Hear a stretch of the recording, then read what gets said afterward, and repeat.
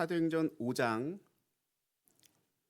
27절에서 32절까지의 말씀 이제 봉독합니다. 하나님의 말씀을 경청하십시오. 그들을 끌어다가 공회 앞에 세우니 대제사장이 물어 이르되 우리가 이 이름으로 사람을 가르치지 말라고 언금하였으되 너희가 너희 가르침을 예루살렘에 가득하게 하니 이 사람의 피를 우리에게로 돌리고자 함이로다. 베드로와 사도들이 대답하여 이르되 사람보다 하나님께 순종하는 것이 마땅하니라. 너희가 나무에 달아 죽인 예수를 우리 조상의 하나님이 살리시고 이스라엘에게 회개함과 제사함을 주시려고 그를 오른손으로 높이사 임금과 구주로 삼으셨느니라. 우리는 이 일의 증인이요 하나님이 자기에게 순종하는 사람들에게 주신 성령도 그러하니라 하더라. 아멘. 이것은 살아계신 하나님의 말씀입니다. 할렐루야.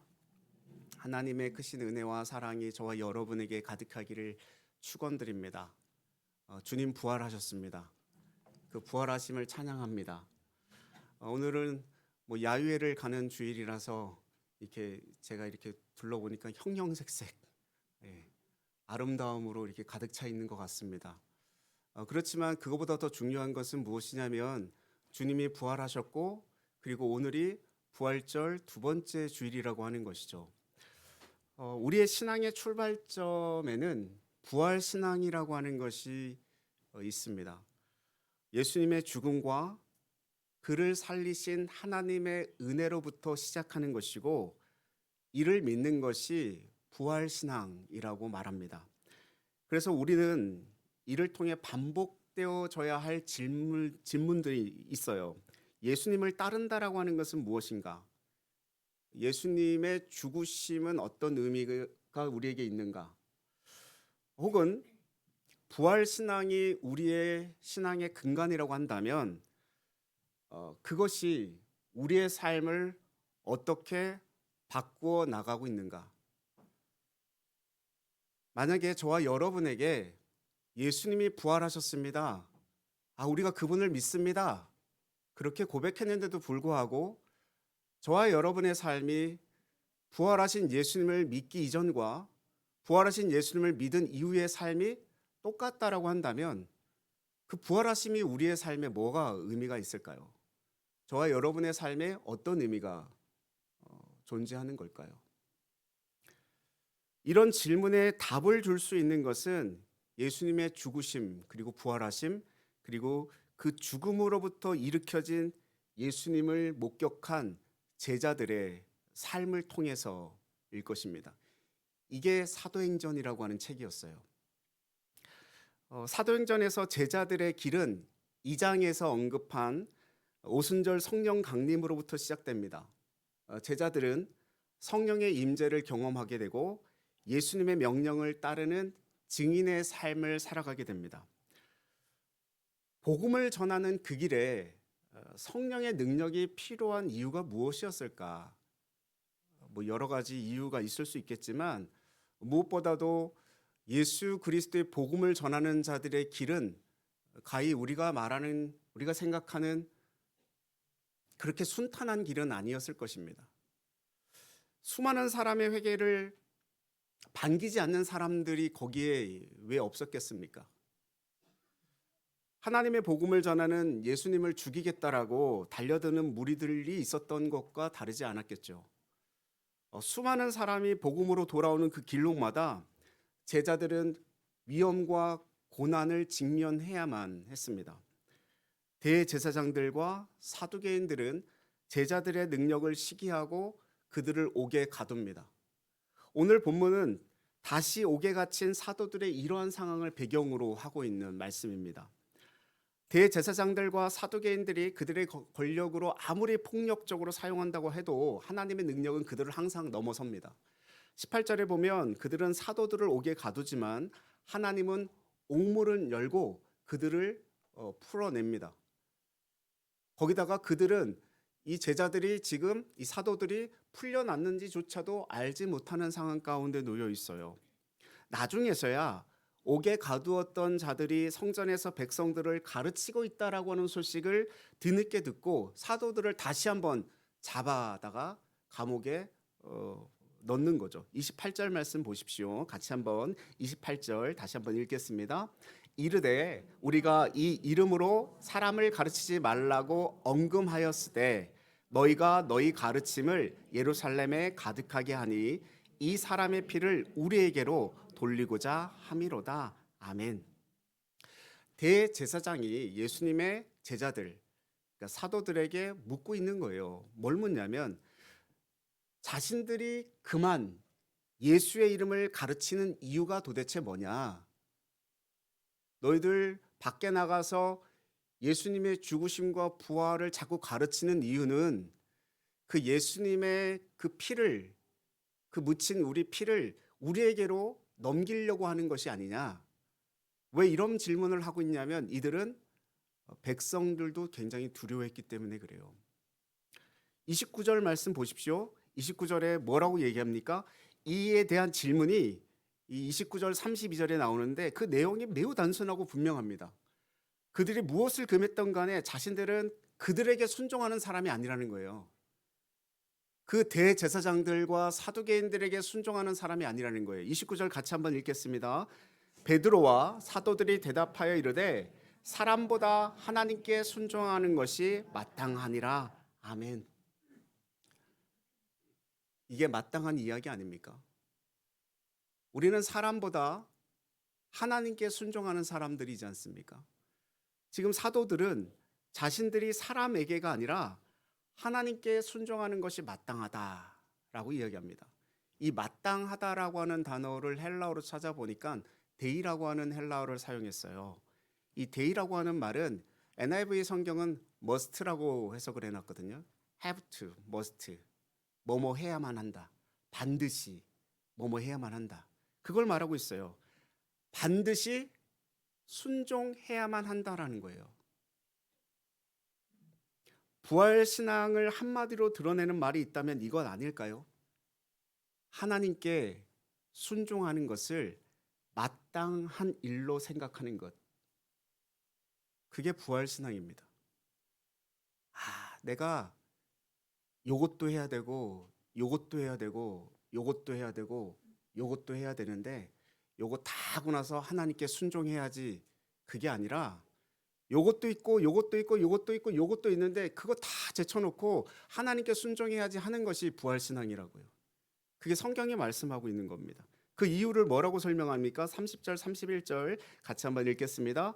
너희가 나무에 달아 죽인 예수를 우리 조상의 하나님이 살리시고 이스라엘에게 회개함과 제사함을 주시려고 그를 오른손으로 높이사 임금과 구주로 삼으셨느니라.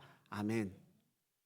하나님은 그들이 죽인 예수님을 살리셨습니다. 그들은 예수님을 죽였고 하나님은 예수님을 살리셨어요. 그러니 사도들이 그들이 명하는 대로 한다면 사도들은 하나님께 불순종하는 자일 수밖에 없는 거죠. 그래서 32절에 분명하게 사도들은 이렇게 고백하고 있는 것입니다. 같이 한번 읽습니다. 32절입니다.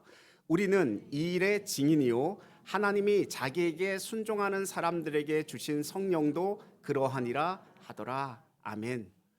분명하게 얘기합니다. 우리는 이 일의 증인이다. 증인이라고 하는 말은 그때 당시 법적 용어였어요.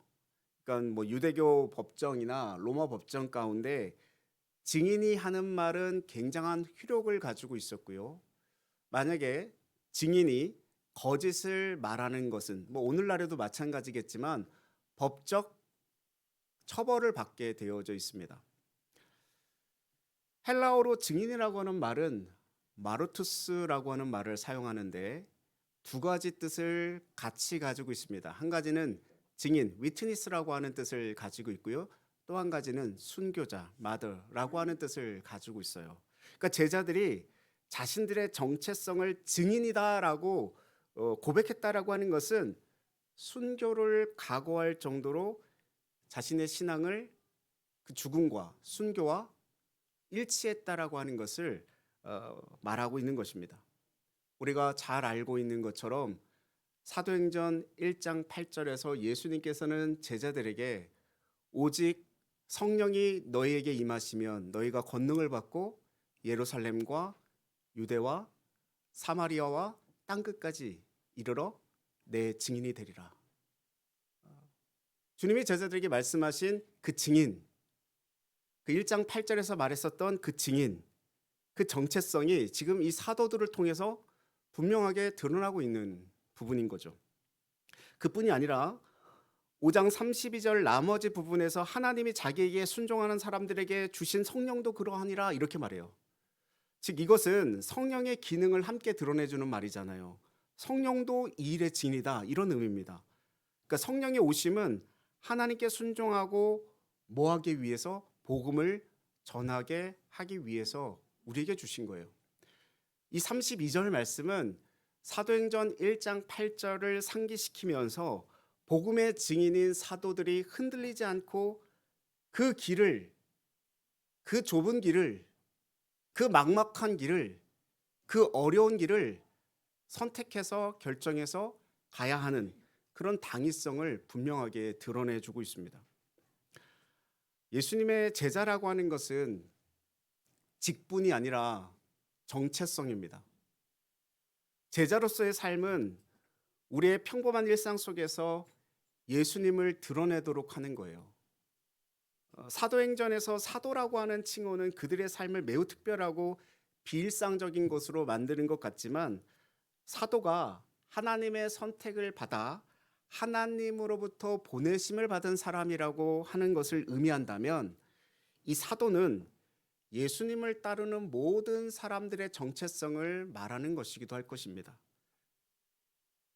그래서 우리도 예수님을 믿는 우리도 하나님의 선택을 받은 자들이고 하나님으로부터 보내심을 받은 자들이잖아요. 그래서 우리도 그 사도는 아니지만 사도로서의 정체성을 가지고 있는 사람들입니다. 그 증인이다. 그 위트니스라고 하는 것과 마더라고 하는 것을 동시에 가지고 있는 사람들인 거죠. 근데 문제는 이거예요. 그 믿음을 어떻게 실천할 것인가, 어떻게 증명할 것인가 하는 점입니다. 저와 여러분이 너무나 잘 알고 있는 명백한 진실은 믿음이라고 하는 것은 삶을 통해서만 드러난다는 것입니다. 믿음의 삶이라고 하는 이 모호하고 추상적인 말을 구체적인 모습으로 드러내주고 있는 것이 사도행전이라고 하는 이 책이에요. 사도행전의 이 길에서 단 하나의 목표, 그것은 이것입니다. 하나님의 주권, 하나님의 전능하심, 이것이 모든 이에게 드러나게 하는 거예요. 달리 말하면 세상의 모든 사람들이 하나님의 권세에 무릎 꿇게 하는 것입니다. 이걸 위해서 복음을 전하는 겁니다. 전도는요, 저 사람 교회 데리고 오는 게 전도는 아닙니다.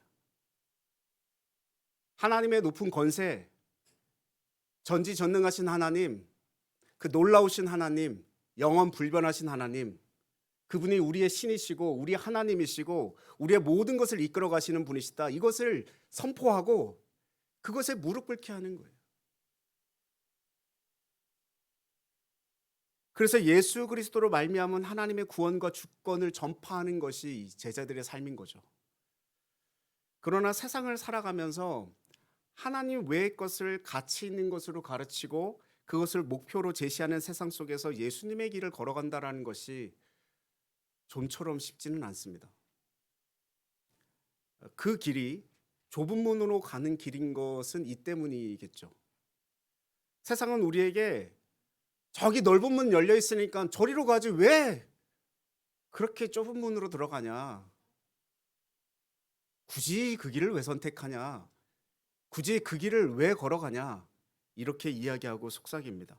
이 갈등과 의심의 유혹 속에서 우리가 믿음의 길을 따라가도록 지켜주시고 인도하시는 분이 성령님이셔요.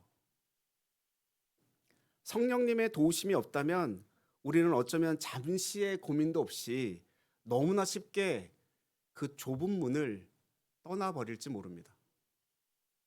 그러나 성령님은 끊임없이 저와 여러분이 누구인지 우리의 정체성을 상기시켜 주시고 그리고 우리가 무엇을 해야 될지를 생각나게 하시고 우리가 예수님의 길을 따를 수 있도록 끊임없이 인도해 가십니다.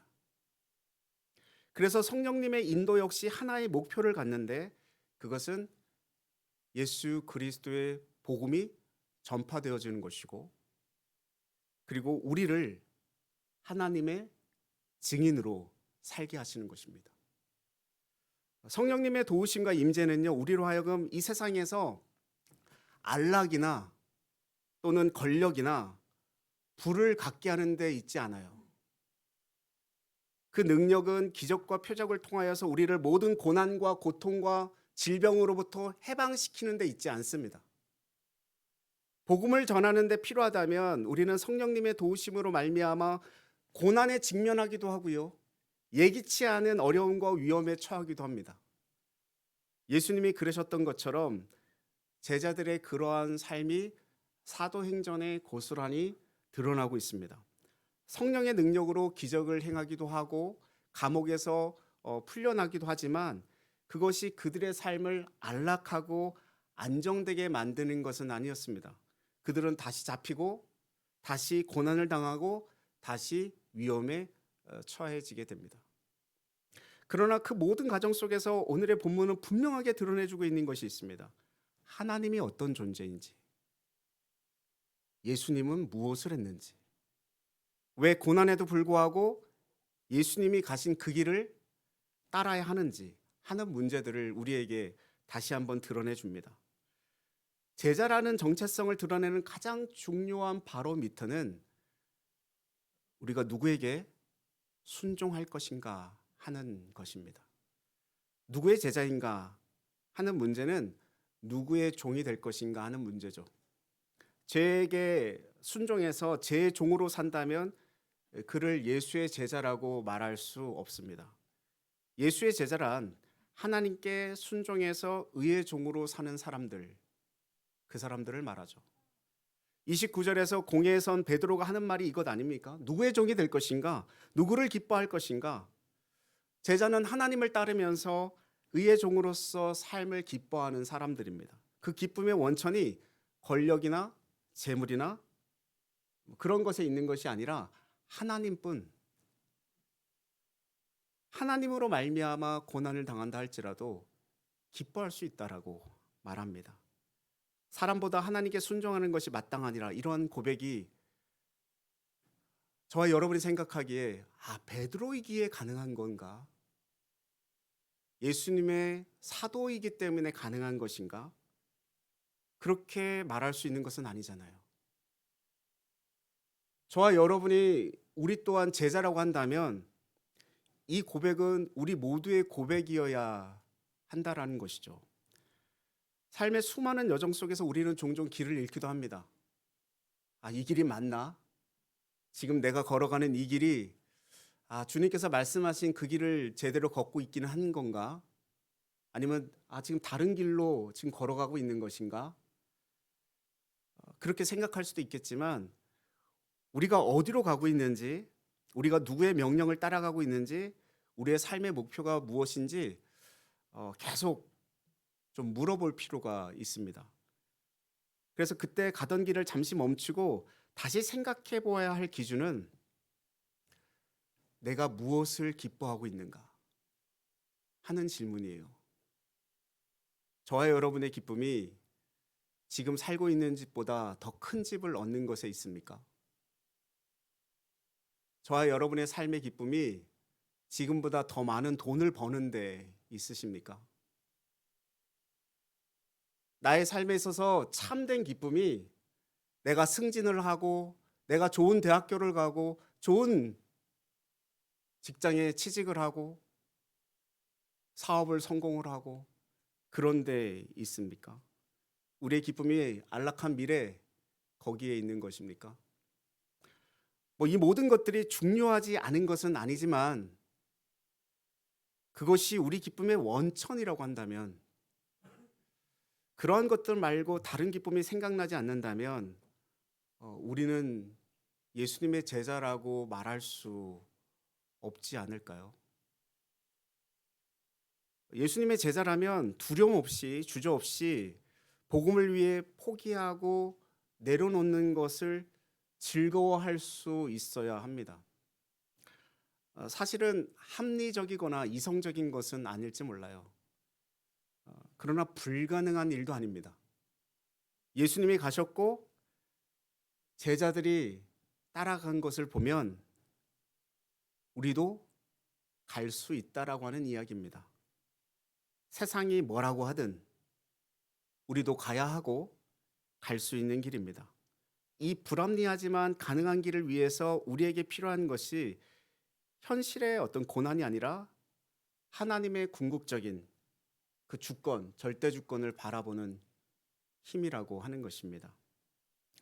공회에 선 제자들만큼, 보지 못한 것을 믿어야 하는 제자들만큼, 그리고 황제 숭배를 요구받는 그리스도인들만큼 우리 또한 믿음을 지키기 어려운 시대에 살고 있습니다. 각자의 모양과 형편과 사정과 환경은 다 다르지만 난 이것 때문에 하나님을 믿는 믿음을 지키지 못할 것 같아. 난 이것 때문에 예수 그리스도를 따르고 그분께 순종하는 삶을 살지 못할 것 같아 라고 하는 이유와 그런 핑계들이 우리에게 있지 않겠습니까? 세상은 우리에게 끊임없이 넓고 편한 길로 가는 수많은 방법들을 알려주면서 달콤한 유혹을 계속하고 있어요. 그러나 진정으로 우리가 돌아봐야 할 것은 과연 나의 기쁨은 어디에서 오는가 하는 것입니다. 하나님께 대한 순종을 막는 온갖 악한 것들을 담대히 물리치는 것은 쉽지 않은 일이지만 성령님과 함께라면, 성령님이 인도하시는 그 믿음의 길, 그 순종의 길을 가는 것이라면 불가능하지 않을 거라고 여겨집니다. 하나님의 말씀을 전하는 자들의 기쁨을 누리며 부활의 증인으로 살아가는 저와 여러분 되시기를 주님의 이름으로 축원드립니다. 기도하겠습니다. 우리를 사랑하시되 끝까지 사랑하시는 하나님 아버지, 하나님의 크신 은혜와 사랑에 감사를 드립니다. 하나님에 대한 절대적 믿음과 순종을 몸으로 실천한 그 십자가의 죽으심, 부활하심, 그것을 저희가 믿고 따름으로 제자로서의 증인의 삶을 살게 하여 주시옵소서. 성령의 힘을 덧입어 하나님께 순종하는 것을 마땅한 일로 생각하는 부활 신앙을 갖고 예수님의 증인 되기를 원합니다. 세상의 가치 속에서 오직 하나님만 기뻐하며 예수님의 진정한 제자가 되어 예수님의 길을 따라가며 우리가 가는 곳곳마다 복음이 전파되게 하시고 하나님의 영광이 드러나게 하여 주시옵소서. 예수 그리스도 이름으로 기도하옵나이다. 아멘. 다 같이 일어나셔서 살아계신 주 찬양하겠습니다.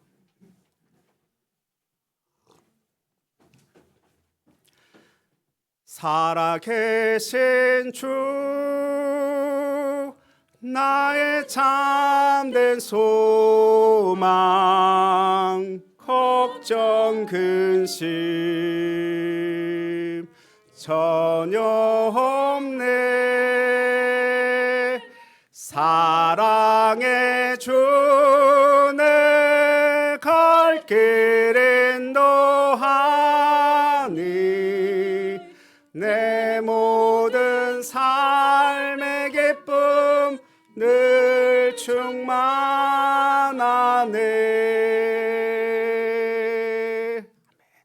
이제 예배를 드리고 또다시 세상으로 파송됩니다. 오직 하나님만 기뻐하며 제자로서 예수님이 걸어가신 길을 따라가며 내 삶의 자리에 복음이 전파되고 하나님의 영광이 드러나는 삶이 되시기를 바랍니다. 지금은 주 예수 그리스도의 크신 은혜와 하나님 아버지의 극진하신 사랑하심과 성령님의 감동감화 교통 역사하심이 하나님의 말씀을 전하는 자들의 기쁨을 누리며 부활의 증인으로 살아가기를 다짐하고 소원하는 이곳에 머리 숙여 예배하는 모든 성도님들과 주의 백성들 머리 위에 이제로부터 영원토록 함께 하시기를 간절히 축원하옵나이다. 아멘.